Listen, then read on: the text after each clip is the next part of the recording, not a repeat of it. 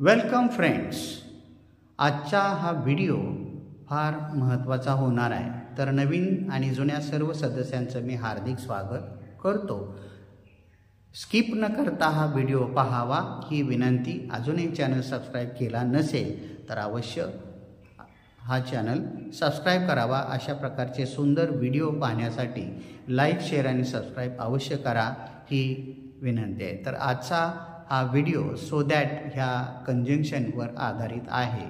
तर चला तर मग अधिक वेळ न दवडता सुरू करूया. सो दॅटच्या वाक्यरचनेमध्ये टू टूची रचना कशी वापरायची ते वाक्य फळ्यावर लिहिलेलं आहे. चला तर मग आजचा टॉपिक आहे यूज सो दॅट. सो दॅटच्या रचनेमध्ये काय वापरायचे? टू टू हे वापरायचं आहे. म्हणून बघा, पहिलं जे काय वाक्य आहे ते मी वाचतो.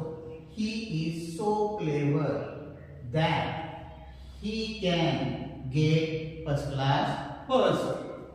तो एवढा हुशार आहे की त्याला प्रथम श्रेणीत प्रथम तो येऊ शकतो किंवा मिळू शकतो.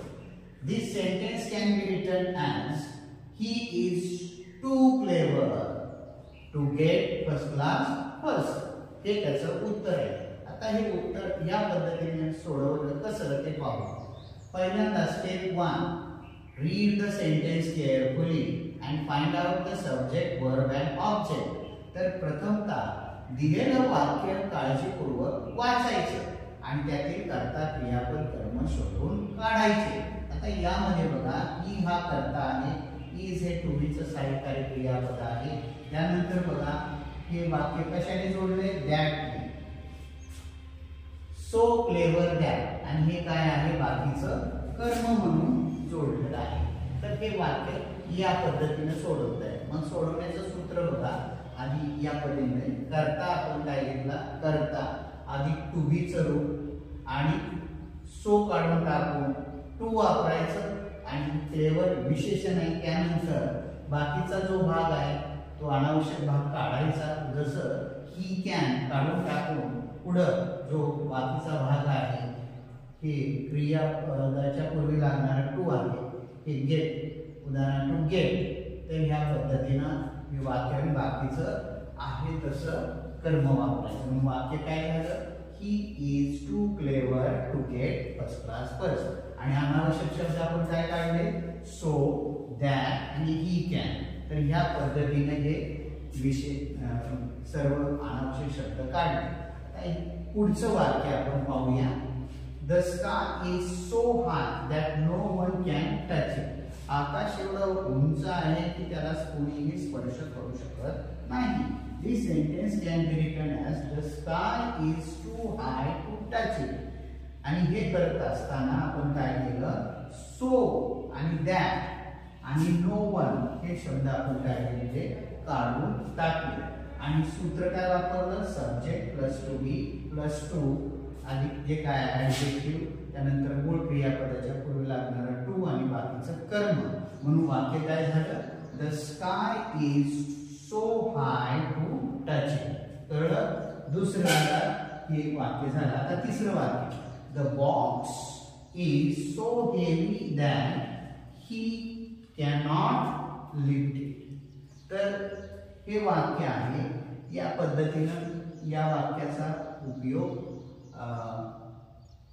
अशा पद्धतीने करता येईल. The box is too heavy to lift it. तर हे वाक्य जरा थोडं नकारात्मक आहे, परंतु उत्तर त्याच पद्धतीने आहे. म्हणून काय झालं? The box is too heavy to lift it. आणखी काही उदाहरण आपण आजच्या ह्यामध्ये पाहणार आहोत. चला तर मग आणखी काही उदाहरणं पाहूया. पुढची 2 उदाहरणं आपण आजच्या ह्या व्हिडिओमध्ये शिकणार आहोत. सरावासाठी आपण घेणार आहोत आणि ती कोणती आहे ते पाहूया. पुढचं वाक्य बघा.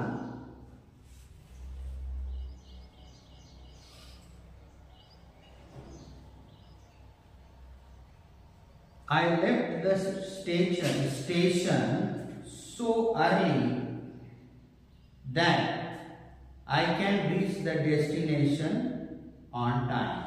तर हे वाक्य आहे. I left the station.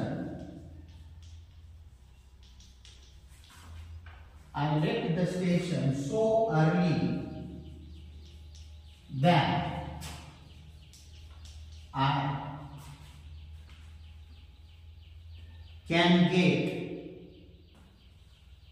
याचा थोडा बदल करू. I can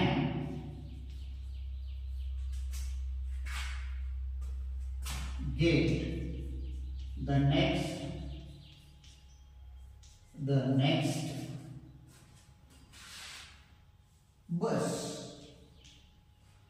अशा रीतीचं ते वाक्य आहे. I left the station so early म्हणजे पहिलं स्टेशन सोडलं. Then I can get the next bus. याच्यामध्ये काय वापरायचंय? to use to. आता बघा या वाक्याचं रूपांतर असं होईल. करता करणं. I left the station.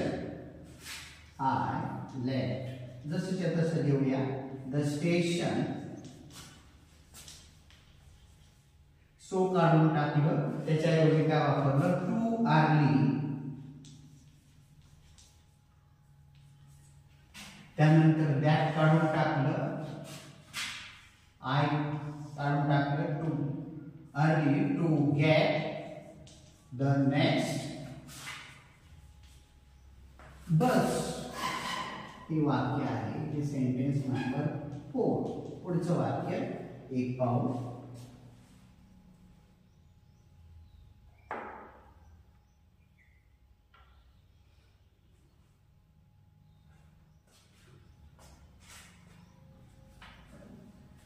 She is so big. She is so big that she cannot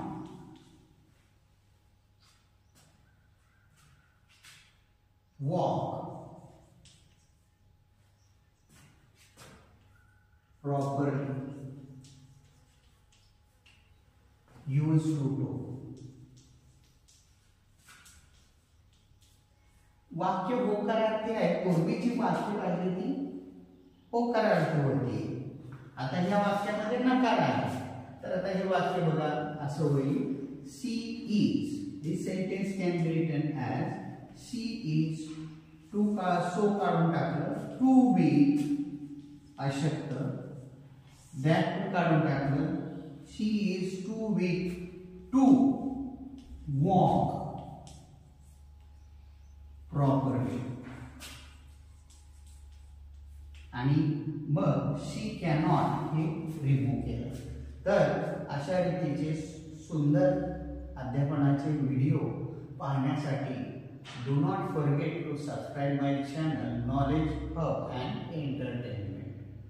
तर आजचा हा व्हिडिओ आपण याच पद्धतीने पूर्ण करत आहोत. व्हिडिओ पाहिल्याबद्दल आपले मनापासून आभार मानतो. धन्यवाद देतो.